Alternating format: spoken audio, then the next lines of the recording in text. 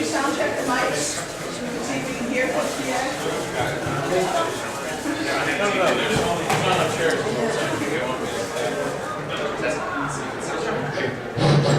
Pronto, 1, 2, 3, allora.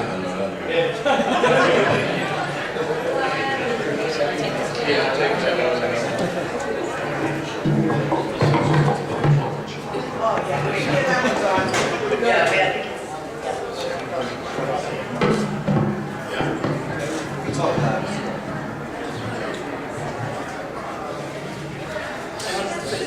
yeah, we're gonna try to get all these.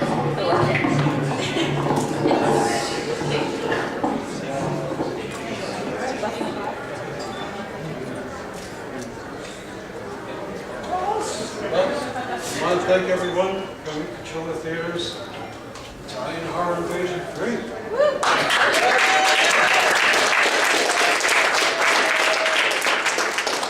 My name is Louis Paul, Mike Ramones, art manager at the end. And actually, I'm going to have Mike introduce our guests because he has worked with them, bringing them here, and we'll discuss some of the films and what they're presenting. From left to right, we have Luca Venantini. His father, Valentino Venantini.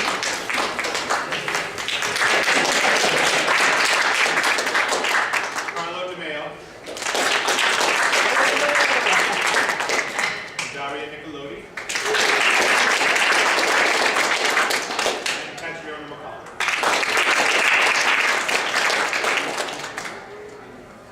Now, two guests couldn't be here, Antonella and Giovanni.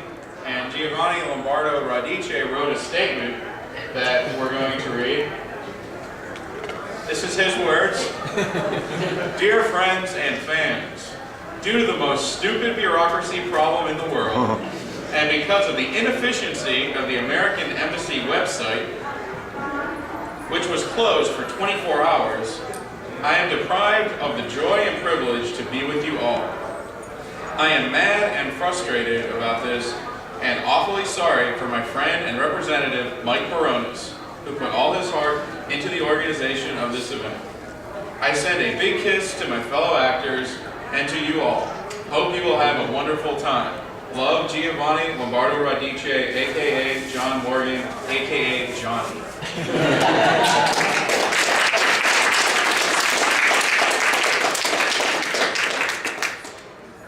Actually, I'm going to let Art start this off with the first question.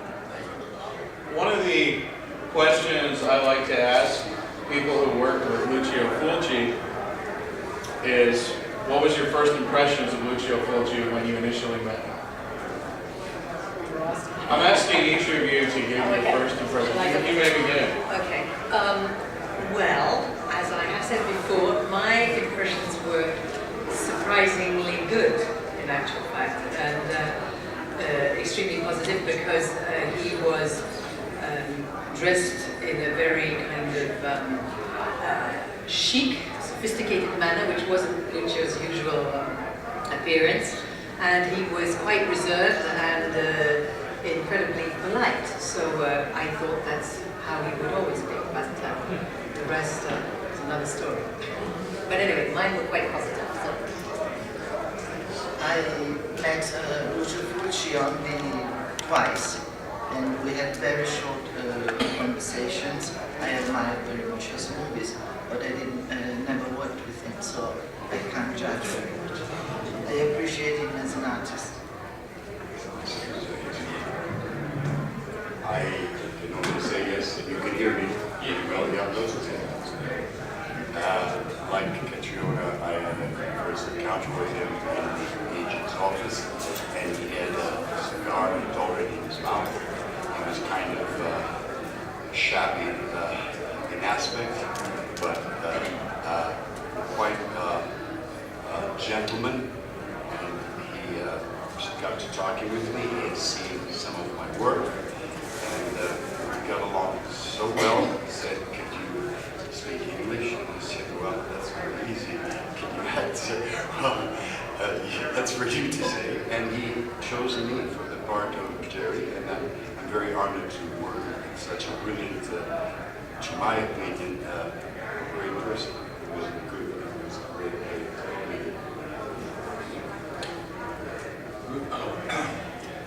Lucio to me was, he's always around, always feel, was a different kind of between the actors. Because first of all, he had a great knowledge of cinema, and but he was very humble, which is very important. He was very humble, like all humble people, but with a great qualities inside. He was coming up little by little. Like she says, the very first time he was very nice, very polite.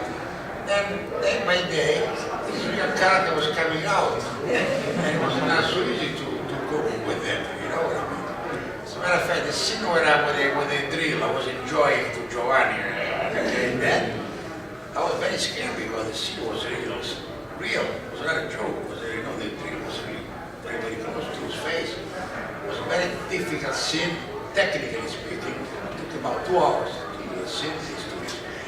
And then Giovanni said, be careful, and while Lucio told him, quiet, kill him, then it was really, the same move was that. This is to make a brief story, long story short. It was a man, like we said, with the balls. It was really someone. Very, very good. He had a great knowledge of cinema. One important thing that all over the world, you know, in Italy, we had the person to say, oh, you know, we are the best directors in the world. Fellini, De Sica, Visconti, and so forth, which is true. But the best cinema in Italy was the one made by real artigiani. I don't want to say in English artisan. Artisans really, they knew how to shoot. They were fantastic. They had to change their names from Italian to English, because otherwise they say, well, no, it's an Italian movie, you know, we like American actors, you know, Gary Cooper, Cary Grant, all these kind of guys. So in a few words, they had to change the name. For instance, Margheriti, which is great to be director, the name was Antonio Margheriti Anthony Dawson. Imagine. That's all. I could go for hours. That's my dad, by the way. That's how I got the part in the movie, I'll be honest. Well, I was only 10, it was 1980, I was 10 years old, it was my second film. So I wasn't that nervous being on set. I had some experience in my first film, which I did 2 years ago. And I have to be honest, I can't lie to you guys. I don't really have a lot of personal inner memories about what it was like. There's certain incidents that did happen, which I will remember forever. Yes, he did give me sort of a slap in the face while I was shooting, while I was on set. I mean, I was sort of like, I had sort of like fear of him in a way. His presence was like, just the presence of him was just sort of, it just shook me a little bit, you know. He was very cold, you know. He didn't do anything to be nice to like a young kid on the set or anything. But, you know, I understand the pressures of the director, you know. I mean, they orchestrate the whole movie, so I mean, that's acceptable. I'm a good sport in that, so I understand why maybe sometimes he'd scream at me on the set. Maybe I'd run around, want to play ball instead of, you know, rehearsing a scene. I'm sorry, it was 10 years ago. But I just remember him as a very direct person. I mean, he knows, one of those directors who knows what he wants, you know, like, he did his homework very well, I'm sure. You know, some directors go on the set and they like to invent and change things a lot of times, but what I remember that he always knew what he wanted. Like every scene, he knows exactly where to take your cue, where to see your line, open the door slightly, try it again, do a little bit more. I mean, you have to do exactly what he said. Me, because I was 10 years old, so I mean, he wanted to really make sure I was giving him what he wanted. But at the end, I mean, this is just the example of how everything came out great. I mean, to me, it's sort of a shock being here, because I lived in Italy for my whole life. For 20 years, I've been living in Italy. I'm from New York, but I grew up, I've been living in Italy. And I mean, this movie, I understand now, like being here, thanks to my organization, now I really understand how it is appreciated, and it's really great to be here, and I thank everyone. Tell me about the awards. The CBS. Yeah, he forced, it's not in the movie, but there's a scene when I have worms in my face also, when I'm running in the dark, when the zombie puts his hand on me. But you don't, it's not edited, you don't see that in the movie, but there's a time when they wanted to put worms in my face, and it was impossible to tame me.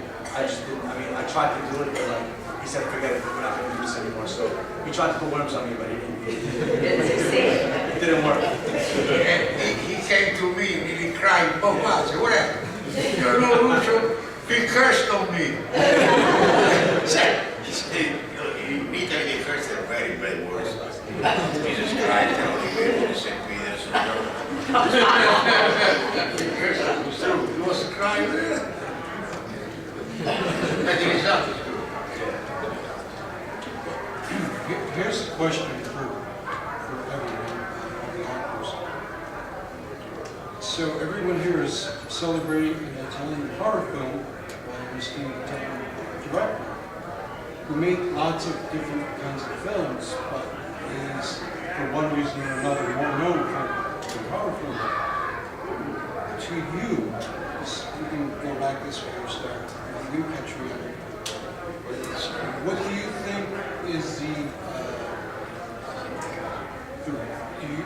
how do you feel that of all the work you've done,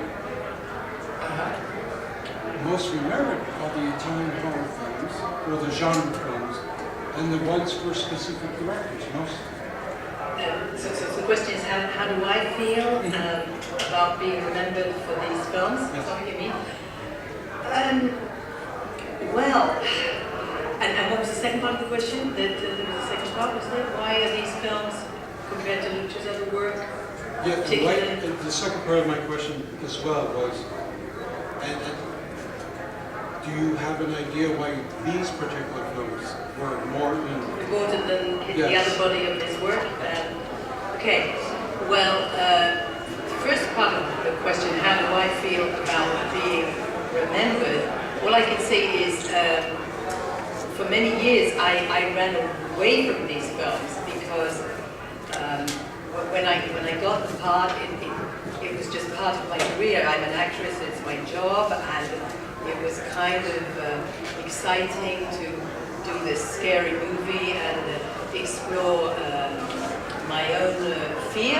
And in fact, it proved to be not only fun, but actually quite liberating, which is also, plus I had a very good time on the set, and despite what you see on the screen, there was a lot of friendship and laughter, and a lot of fun memories of that, and we needed to laugh in between these heavy scenes. But I kind of pretended I hadn't done them for a number of years because, well, I was trying to be a serious young British actress in those days, dreaming of Shakespeare and things like that, and I just thought that it wouldn't go down very well in Britain to say that I'd been in an Italian horror movie with guts and gore and everything else, so I didn't put them on my CV. And then I began to be made aware of the beginnings and growing cult that was building up around them. And finally, one day, having refused to meet journalists for a number of years who wanted to talk to me about these films, I then agreed to meet one. And he's still a friend to this day, and he made me aware that there was this something bubbling away about these films, and I agreed to go with him to a convention in London in which the lovely David Warbeck was present, and I realized that I actually didn't need to be ashamed of them. On the contrary, they were beginning to really make their name. For many years I tried to kind of analyze, the second part of the question, what it was that made these films so popular, and the cult is still growing. It seems to me it's getting bigger around the world today. And to be absolutely honest, I can't quite put my finger on it, except that there is something, obviously they're scary, everything, the effects really work. There's something kind of timeless and universal about them.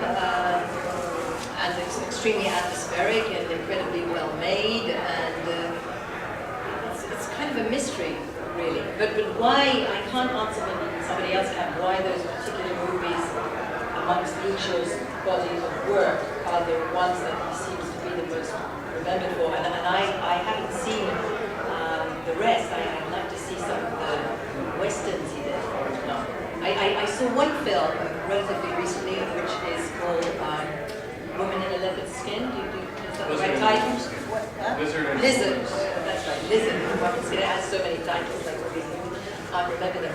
And that was shot in London with British actors. How he got permission at the time to shoot in the centre of London, I simply don't know. No cars on the road, but that was Lucio's talent as well, being able to shoot in places without permission. And I thought it was really extremely good, this film. So little by little I began to regard the films that I had done with a different perspective, and now I'm rather proud of it. So my attitude has completely changed.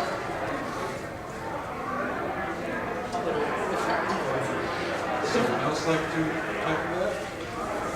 I didn't understand your question. Well, it was a two-part question, actually. The first part was,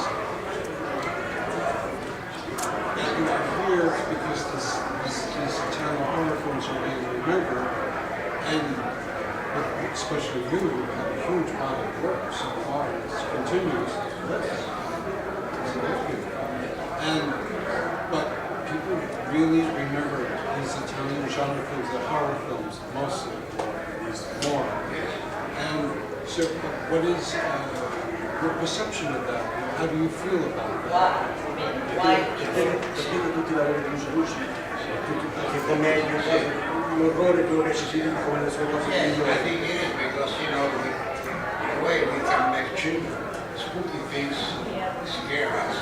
So you see, psychologically speaking, it's not so much intellectual. It's not even yeah, even though the shivers, most people, that's because one child came down there, she saw a movie. I think she was better than us. Your daughter, she saw the movie. She was right child. You are yawning. So, I mean, for us, this is very important because if you see that in France, they have every 2 years, they have make a festival for even in Germany. So this is very important. Even though they would say, never profeta est in propria patria. No one is a prophet in his own country. That would go away from that. Now, she came back and it was they were the assistant of Fellini. Sounds right, very right, intelligent, cultivated. Strange, weird, thank God. Well, this kind of things. But very ABC. It's a great story. I think that the Latino is saying is such a master at communicating how he does the scenes of the film, which you saw already. Certain things when we went to the vision the other day together, Yes. we noticed the things of camera, how we use it. And this comes from a school of considered artisan films. And And it all built up to, wow, you did a very good job with us and with we mean at that time there was no computers, no digital things, all handmade like when we made the shoes, of course his crew. Like you guys, people like to give Lucio Fulci and his crew, the music crew, Sergio Stavati, Fabio Frizzi, all of us. contribution of all of them. For instance, the scene that he made, the scene where they drill, I enjoy. He made me enjoy killing Giovanni.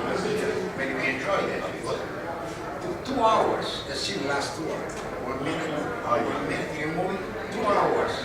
Technically, it was very, very difficult. First of all, because the wind was real. What a joke. The brrrr, it was really close to him. And Giovanni, you will kill me. He didn't like me in the end. No, I'm not joking. Lucio, that way he doesn't give a damn when you watch it. Kill him. Ammazzo, perché frega niente, non give a damn. Good. Bad, they don't do it.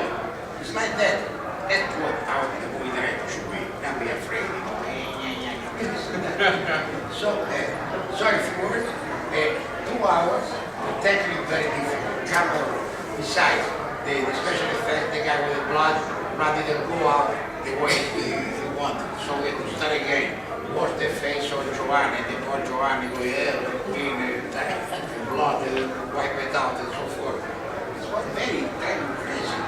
Then the camera here, camera there, camera there. It was very, very, very. But here we are, there you are, because we love this work. And it's a very, very basic, interesting work. But in a way, I'm sure all of us would like to ask you why these movies are quite so popular and well loved. Yes. We've met people all day long keep telling us, and it's lovely, you know, how much they adore them, etc. They've adored them for many years, and now they're taking them on to their sons and children, daughters. It's a little difficult actually to, isn't it? To put your finger on it. Well, what is it? You know, In a certain way, like that. A few times I've been my dad. I think basically it's, if you have a romantic comedy or a splatter or something horror, it just appears more to the eye right away. I mean, instinctively, you're attracted to blood, you're attracted to something that's gory. It's just the way we are naturally, our instinct. I mean, when you turn on the news, you know, every channel, bad news always comes first, you know. I mean, when you think about it, I mean, bad news, you know, is recognized before good news is recognized. In politics, in any situation, I mean, the negative stuff always comes out first, the negative news about anything. So I'm not saying horror movies are negative, but I'm just saying, I mean, you're not going to actually put a joke to someone's head, but I mean, since we know it is a movie, we like to imagine what it would be like maybe in our strange minds. Everyone has a peculiar mind. That's why life is great, and so we're all so different from each other, you know? So I mean, everyone in their mind likes to think, maybe putting themselves in that situation, something really in that real life. So we sort of fantasize and we sort of get captured by these moments that Lucio really gave to us. So that's in a way what I think. I'm 80 years old. When I was a child, my type, remember my sister, she took me one to see the movie with Maurice Karloff. My God, I couldn't sleep the night, but I was attracted to it. Because every time I say, so my sister, she was real cruel to me. In the night, she came to me, and I came, what? It's like that, but those things link, little by little, brings to this result. yeah, the universality, the universal. But if they were not full chip, we would invent it. Dario, looking for Dario, do you think he also tapped into very primal fears of childhood for his films? Well, I speak very bad English, so forgive me.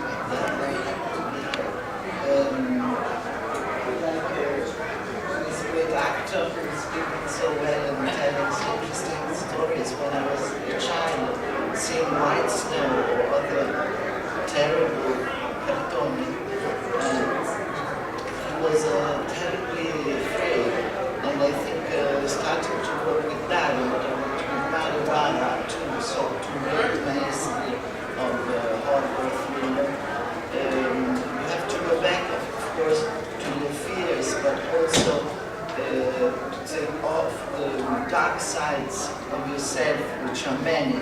And so it's a kind of liberating for an actor, an actress, and I think also for the audience.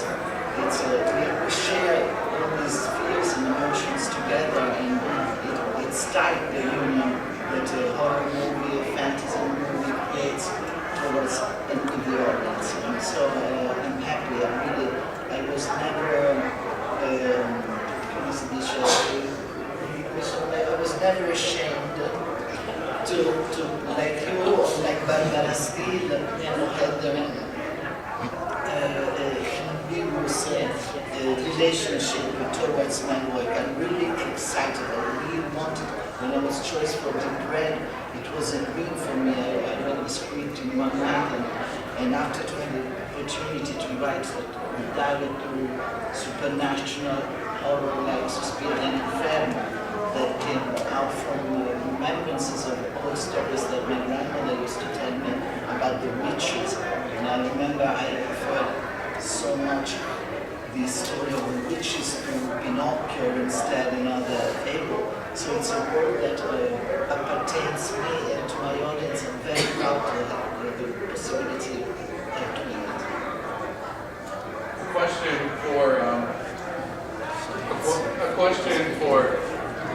question for Catriona. Lucio Fulci had a reputation for being extraordinarily difficult on actresses in particular. And did you experience anything along those lines yourself when you worked with him?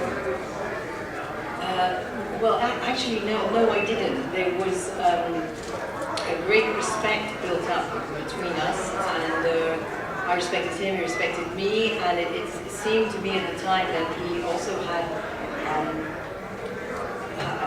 don't want to sound wrong when I say this, but he had a lot of respect for the kind of school of acting that I came from, the British school of acting, which was, they are equally as wonderful, but it's different. And I guess I was, I think I was probably quite professional. He respected strong women. If you could, in some way, stand up to Lucio, and I took him as a challenge, and I was absolutely determined to kind of tame him in a way. The taming of the shrew, but the other way around. And I like to think that I kind of tamed him, and so that gave me, I suppose, a certain power, despite the fact that I was very young. But I like challenges. So taming Lucio was one challenge. Doing this film was another challenge. Exploring my own fears were another challenge. And as you said, I didn't realize it at the time, but I realize it now. Of course, it's going into your dark side and letting it out in some way. So it is liberating, that's for sure.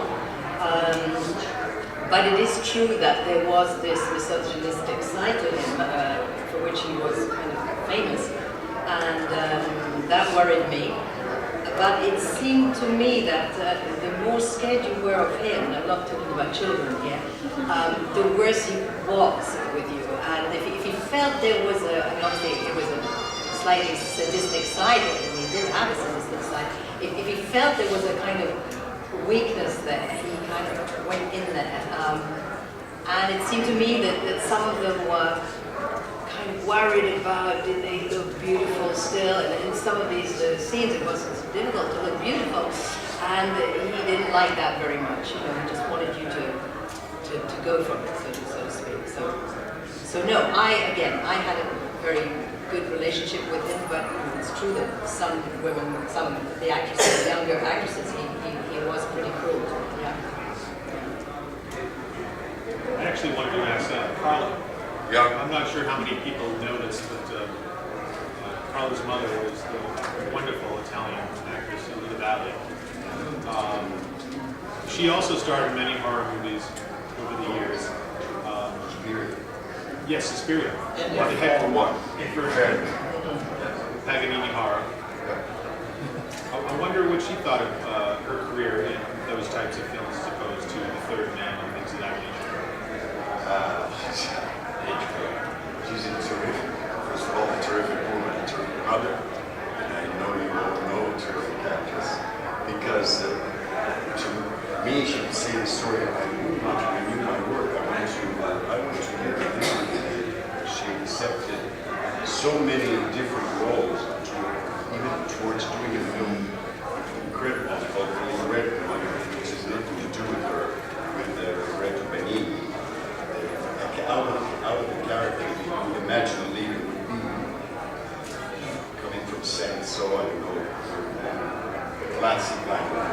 She could do, she was challenging herself as an actress, as Catriona David said.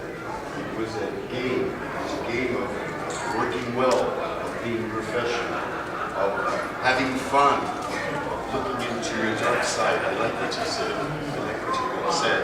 And she was capturing, it was really a game.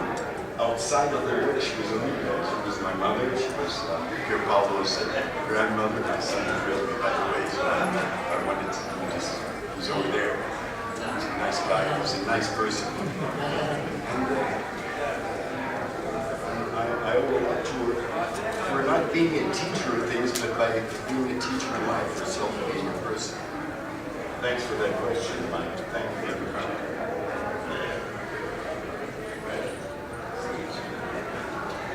Any questions? Yes, any questions? Let's open it now. Okay, I'm here for you. Wait, Oh, yes. Be free, be free. sure somebody has a question. Okay.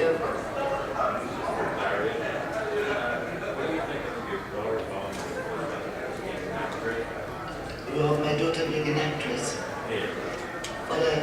Yes, we began just playing when she was 9 in a little film by Sergio Citti, who chose her. And it was just fun in the country, fun. And I didn't understand immediately how much she loved to do that. And suddenly she started when she was 12. I would have preferred her to go to school, to start really professionally when she was maybe 15 years old. It cut in a kind of way her childhood to start so strongly to go each day to the school, to have to study with a social assistant because I was playing in theatre. I couldn't accompany her. But as the results made me so proud. She's such a great artist, not only an actress, but I love her as a director too. I'm happy for her. I'm very proud. A question I always like to ask actors and directors. Do you have your own personal favorite work that you have done as an actor or actress? And it doesn't actually have to be a horror film. To answer that. Our own favorite. Your own personal favorite, work that you've done as an actor. If somebody has to do it. I have to be honest. I haven't done that many films. Most of my career doing in Italy because I lived there for a long time. But sometimes you can work with really well-known, famous actors, but personally, sometimes, things don't turn out the way they seem to do. So, I think the whole point of acting also is keep going ahead until you actually find something that personally gratifies you. So the best thing about acting for me is that when you go home, you just feel good inside. It's like hitting a home run in baseball when you did something good that day. Going home and knowing you did a good scene or did something good. So it's like a day-by-day thing. You can have gratification day by day. But sometimes the total outcome of the movie, you can be gratified day by day doing that movie, and then you see the movie that sucks. So that's how weird movies are. You know what I'm saying? Because when you put it together, not necessarily it's what you think it's going to be. So it's very sporadic in this way. So I think the whole thing is just, that's what keeps me personally going on, trying to get more work. Because you never know what you're going to encounter. I have the film, I did a couple of movies in Italy which are gratifying to me, but it's got its pros and cons. I think just the more work you do, the more you have chances to say, I did something better, I did something worse. But in a way, it's pretty difficult because there's always, it's like never ending. There's always someone around the corner that's going to beat you in something. It's like I'm the strongest man. Around the corner somewhere, hidden in the world, there's someone stronger than you. So it's like working in a certain way. You're always going to do something better or worse. It's never stable for me. So that's what keeps me going, basically. Because I can't really say this one action thing that would gratify me. That's what keeps me going.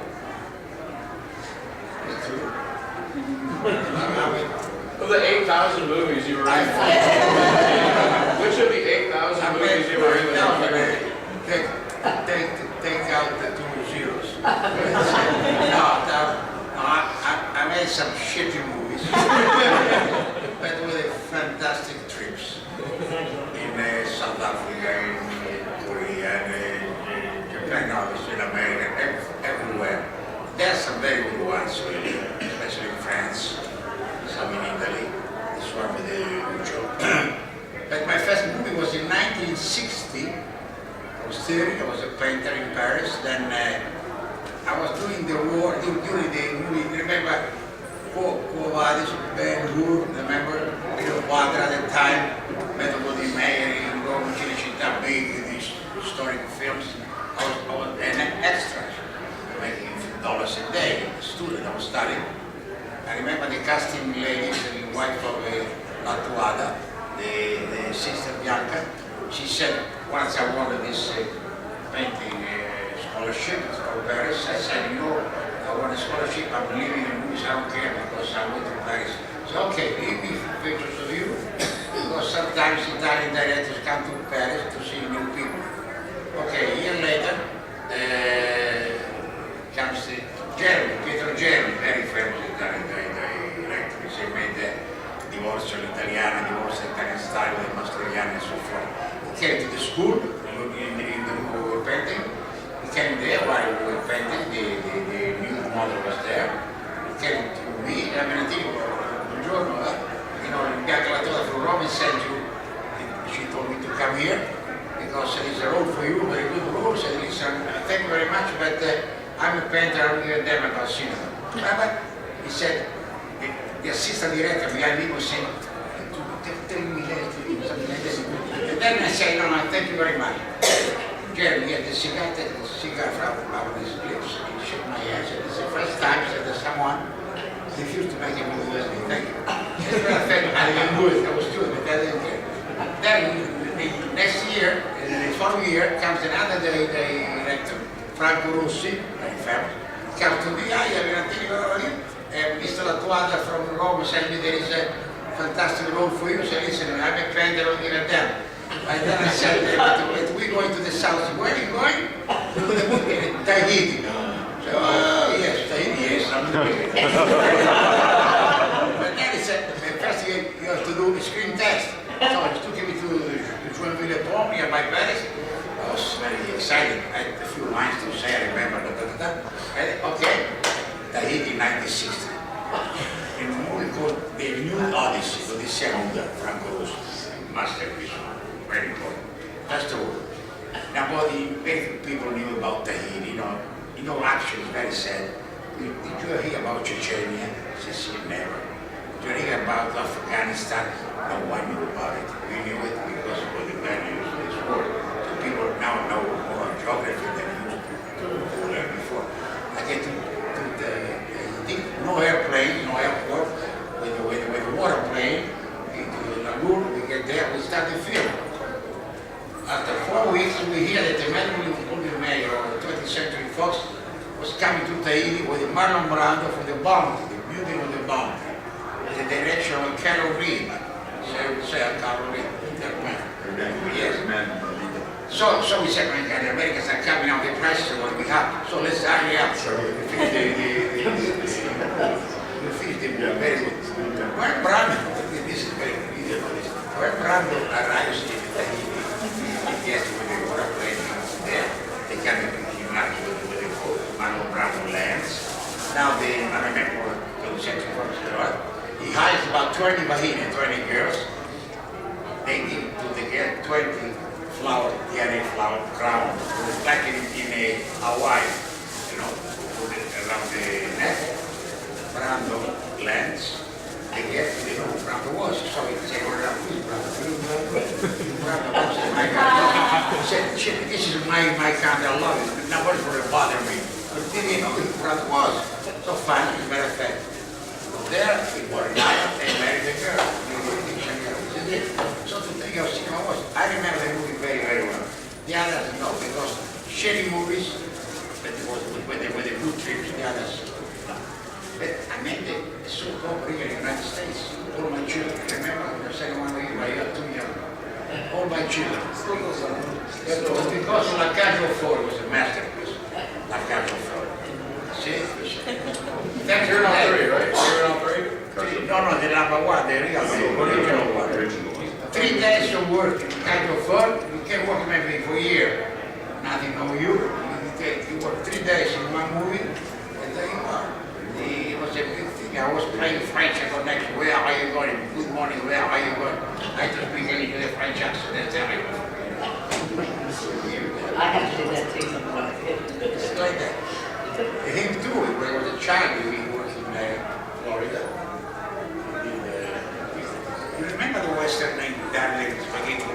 Bud Spencer, Terence Hill. But his mother was beautiful. Now, Samuel Hugh that we all famous in my class, very distinguished in my class. His eye has to do with the mother. So to say, to other films, but Frank and did very some good French films, very, very good. And I worked with John Domeston, with Sally. I worked with very Frank, also very Frank. I will understand that in the fall, Edward Robbins, before Christ.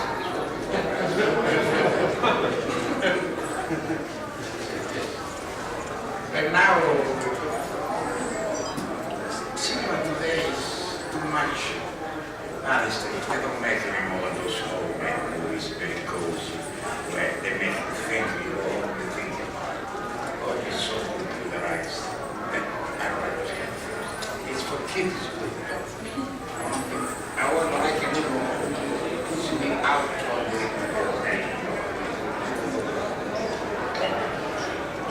It's true what you say, Valentino. It's not, Lucas. Well, it's not just the result that counts. It's the whole all-embracing experience. And hearing you talk reminds me of a project I did for television. It was ABC in Colombia, and it was called The Last Days of Pompeii. It had one of the most distinguished casts. And in fact, we did it in Italy.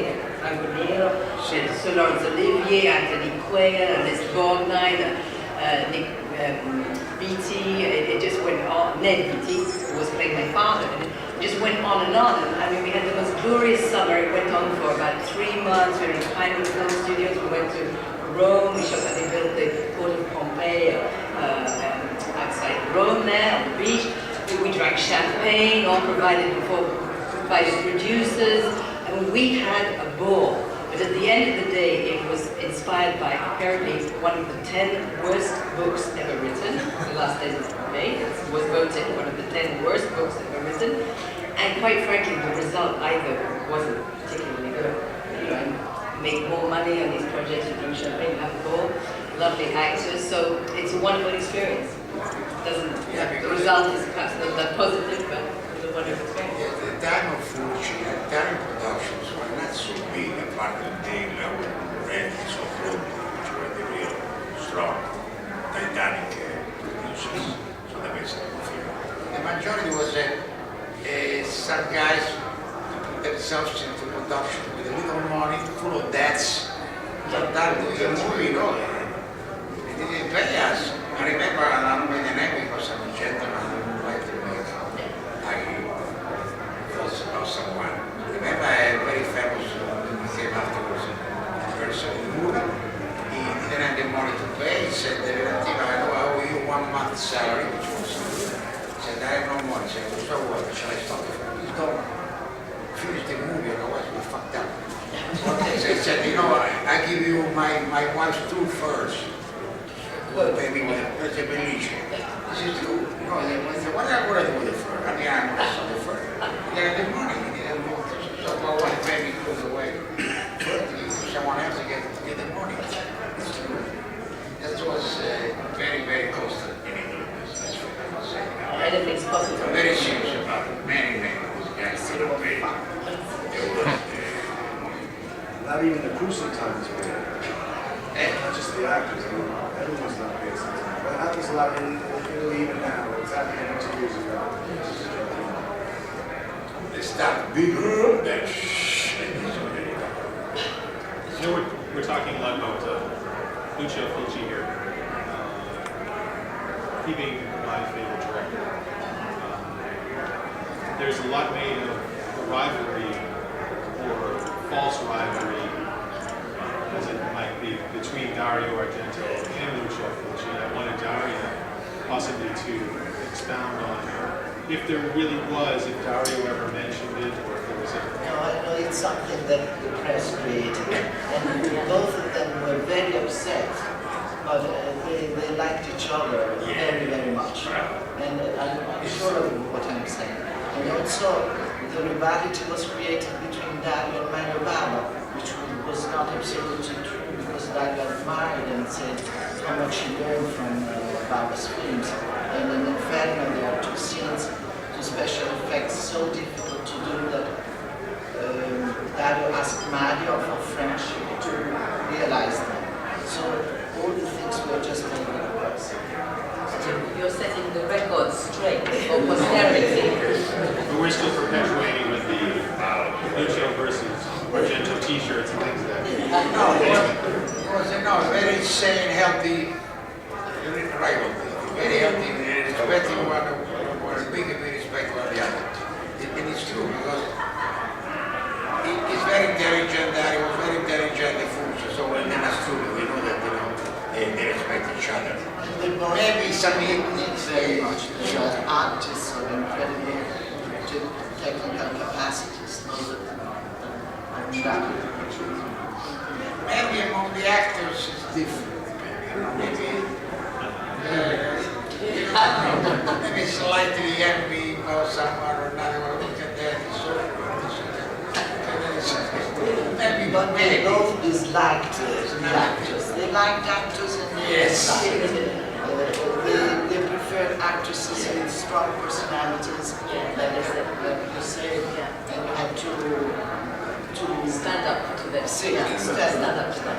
And otherwise you were destroyed. Exactly. Very, like you said, Dario can be very, very good with actors, and he can make you feel that he prefers the technical result to whatever real perfection of acting you give, you see. So they're difficult with actors. But we learn very much between these difficulties. Dario, speaking of strong female roles in Deep Red or Ponderosa, you have a very strong female part, Yes. especially for the time. Is there anything in particular you remember about that movie that anyone would be interested in hearing? Any particular story or anything like that? I remember in the beginning, I'm a good theatrical actress. I think the best things I've done in my life and my career are in theater. That's really something that's strange. So when I arrived on the set, I was afraid that I had the prospect that I was maybe showing showing off. And so the first scene I acted in the Theatre Academiano in Torino, I had to repeat it for 19 times, and the scene was very short. I had to say what kind of movement, and that's it. And so I said in all the possible ways that you can say what kind of movement.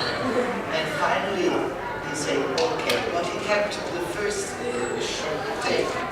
And then at the end of the film, he told me, I thought I wanted immediately to put you down, and so to be afraid of you. And so we did just for fun. But it was not funny for me. And then I had a lot of other anecdotes, but it takes too long time to tell. A question for you, Daria. One of the kind of more annoying critiques that Argento receives is that his movies are misogynistic, that his movies sort of revel in violence against women. Now, you actually wrote a couple of those movies, Yes. which were accused of being misogynistic. Yes. How do you feel about that criticism, and where do you think that criticism itself comes from? Well, I'm not an androgen, I'm a woman, so I can't be a misogynist. Dario loves very much beautiful actresses, so if he can be accused of being sadist because he shows so terrible killings, and this is another question. In Italy, for example, there are a lot of audiences who are against the killing scenes and so violent and so much blood, there are a lot of them. I remember, for example, when I did the casting, I came to America to do it, to convince the parents of Jennifer Connelly to act in Phenomena. All the agents in New York were reading the script and throwing at my face saying, do do you have grandchildren? I was at that time 36. I said, no, no, no. I never allow a grandchild of mine to play in this kind of film. Why? Too much blood. It's terrible. They say this. So, you know, I have fun to see the blood and movies. This is my special taste, so I cannot be the judge of this, you know. And I cannot answer. It must be a kind of moralistic issue of some critics, and you'll always find them. There are people that are against erotic scenes in movies. I'm against nothing. I want to see whatever, at least when it's well shown and well told and well acted. Beautiful lights, not in the street. I don't want to be nobody, of course. Did I answer? You did. Any other questions from the audience?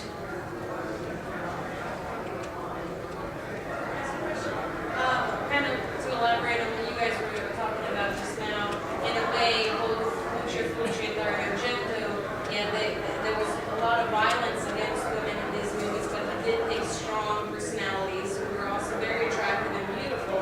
And I think maybe what made the general public uncomfortable was because you were challenging some of these gender roles, you know, seeing women as, you know, they need to be protected, seeing women in motherly roles. So, did you guys encounter a lot of resistance like this from the public? And how did you feel working in a field having such strong roles, I feel like, for, you know, serving as models for the next generation to come, showing people that women can do more and be strong and powerful and in all kinds of ways?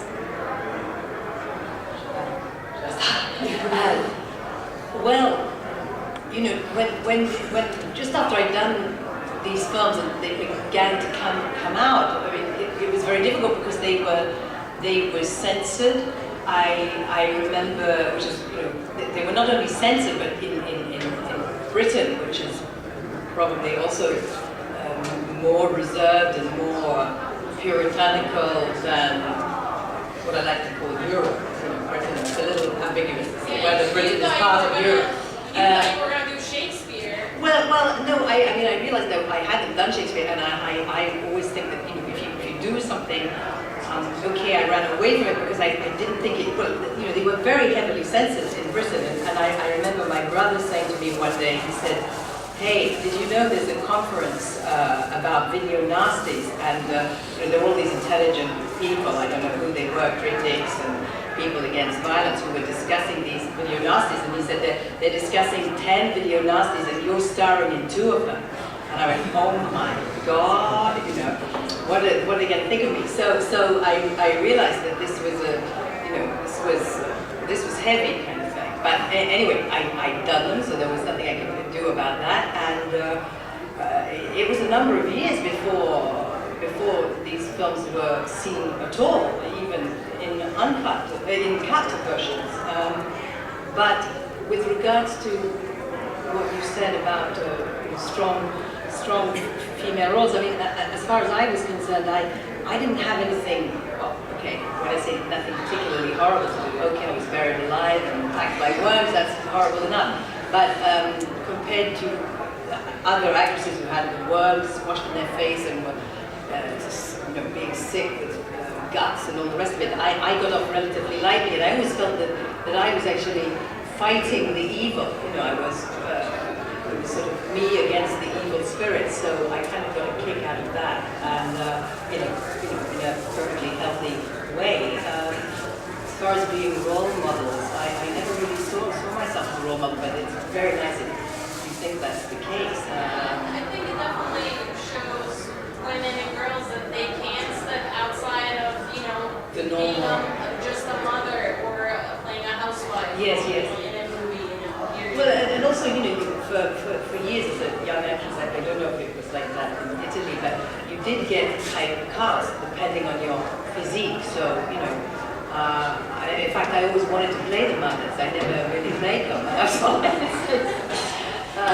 And all I can say now is that because actresses go through, I can't speak for actors, but they don't go through the same difficulties as they're growing up. They can come into their zenith when they're 40, whereas the minute we get over 35, and it's very, very different, and it's very, very unfair. But still today, you know, how many fantastic American actresses have kind of gone into early retirement, even today, and why?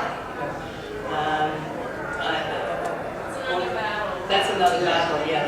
But the only thing I can say is that if you can get over that hump, and I thought I would never get over it, but I seem to be doing things again, and in a way, even more interesting things, because when you're not so worried about the physique anymore, you can delve even deeper into those strengths and play composition roles, and now I'm beginning to do that.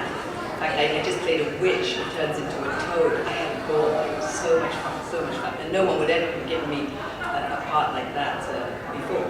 I think the biggest source of beauty for a woman is the strength that comes from within, and I think that's what the director saw, and that's why you were cast. And I still see that you emanating from both of these ladies. Oh, that's very nice of you. That's very nice, but you like, we agree, don't we? You just how strong.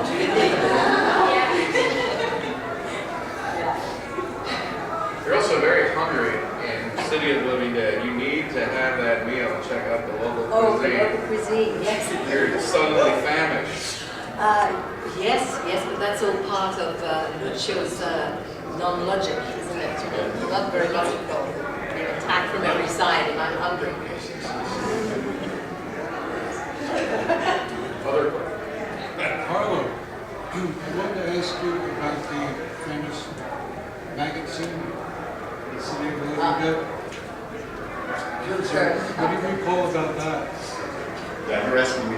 Yeah, I recall the day was of course, Katrina, it was really the end of the day. It was like the last shot of the day.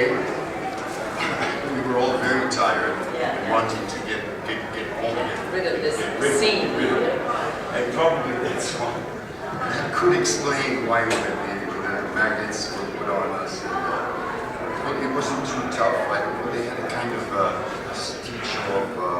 They had a kind of, it was a face mask actually. It was a transparent face mask. I never really knew if it was actually true or if it was just a placebo. Face mask. They put this protection. so that we would not feel that the maggots were. And there was rice. There was rice involved, of course. Rice. Of course, there were maggots because they had to move. Rice is stay still. Yeah. Rice, obviously. We got it over with. It was yes. It was. But it was okay. I think that, He was too here. Was that scene a quick shoot, or did it like go on longer than you wanted it to? Oh, well, as far as I can remember, it was relatively quick. It was the end of the day. and takes and No, the difficulty cameras was the close-ups, and certainly that was one of my worst moments. But maybe you. didn't involve me with the phone maybe, but it was a job. No. The master was all shot at the end. Yeah. And I remember the producer was on set because they had to wrap, and he was getting very Did they itchy. shoot the close-up? close-up? Well, it's hard to remember. No, we saw the long master shot first.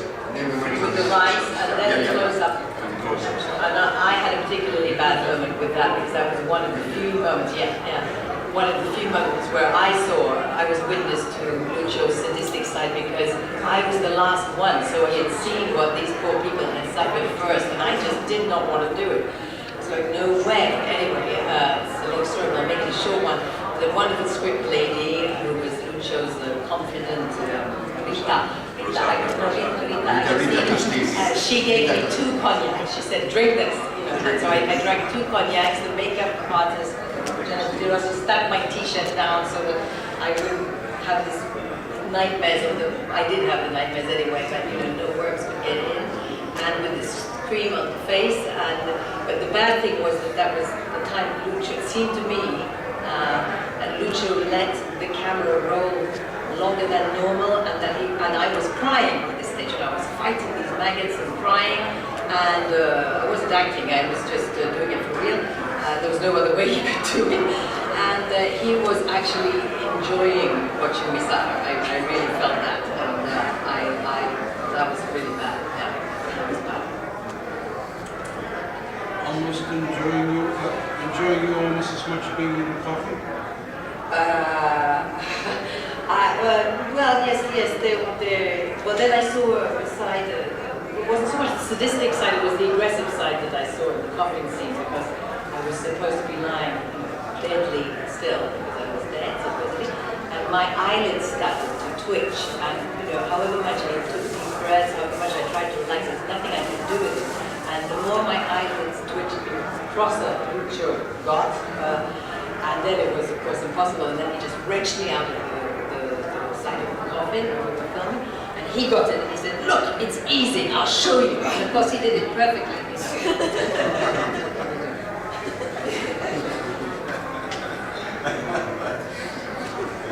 Other questions? Lucio was very ironic man, Yeah, a big, tremendous sense of humor. absolutely. But sometimes very sour, very acid, you know what I mean? Like yogurt. With no sugar. As a matter of fact, if you were here now, he would be all fucked up. Because if your questions were classical questions, you only answer in such a way that they would tell you the sense. But still, not losing his point of view. It was a trip. He was sending you out of, what is it in English? Out of, fuori strada, what is it in English? Throw you out of your way, throw you out of your road. He was saying you always, you said, whatever, because he was very strong in that sense. Yeah. Big sense of humor, very subtle but mean sense of humor, very, very, very, very funny. That made him to be that because it would be nasty sense of humor, but a good heart man, very wonderful. Very good, poor people, so forth, I remember this. Say the guy, he doesn't work, okay, let's find him a job to work and so forth, it was not, that was short, big heart. But they really took me 20 questions, they would answer you such in a way that they engage you, always overwhelms you, they take away. And in such an intelligent way that you have to swallow it. Not banal, even banal, it makes it non-banal. But banal, yes. That was very intelligent. And actually, was even with himself. It was not why no, that's why he was great, because he was mocking about himself too, putting his leg on himself, and joking with life with himself.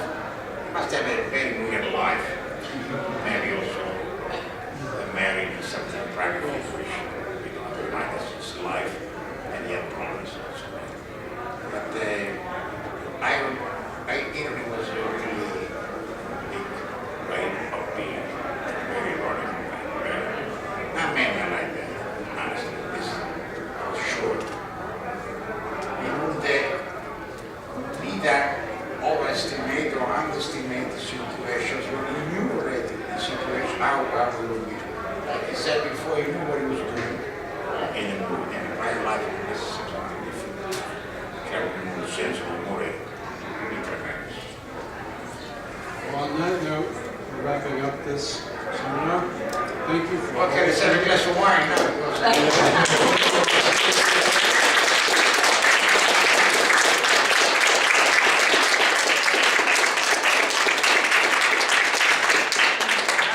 Actually, we should say thank you, Lucio, for your gift. Sure. Right, gracias. God bless you.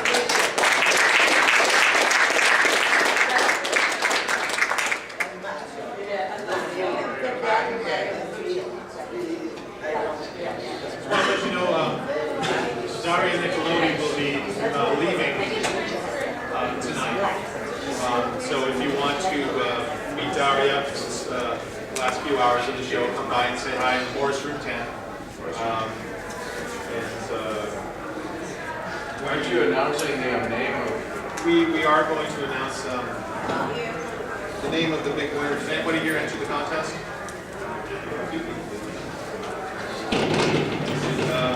The winning name was Torvo. Torvo. They're not here. They're not here. Together. What did you make?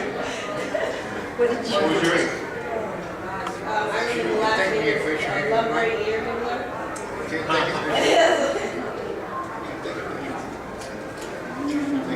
And then soon after that, once we get back to the room, we'll be doing a photo shoot with our new Hankins news props and things of that nature, only $20. So please come on by. Thank you very much for attending.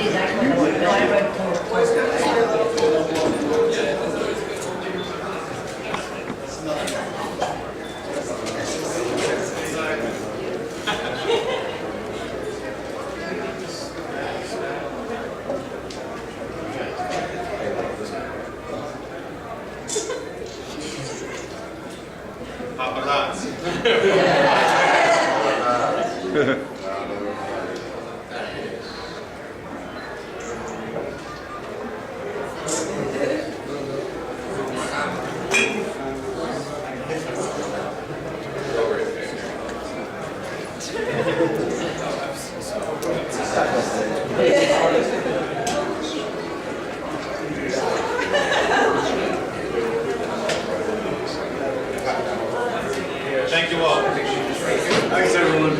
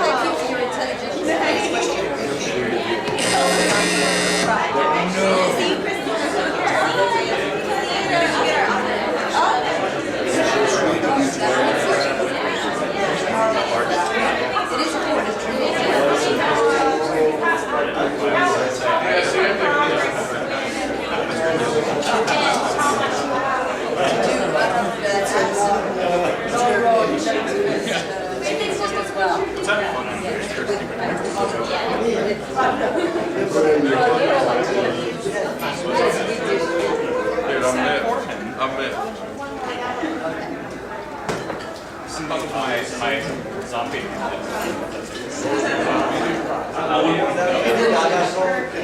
pretty late,